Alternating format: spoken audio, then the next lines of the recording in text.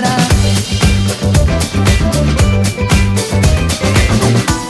Hoy preciso recrearme en mi pueril vulgaridad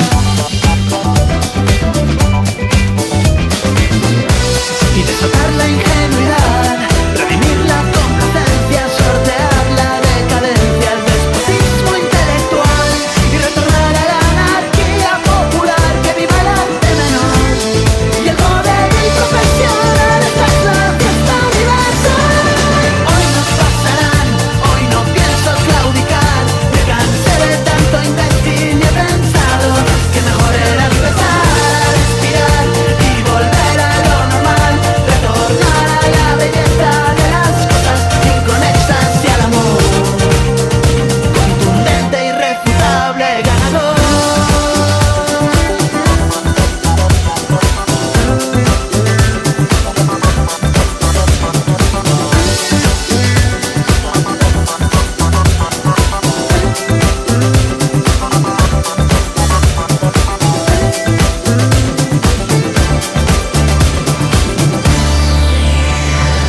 Hoy no pasarán, hoy no pienso claudicar.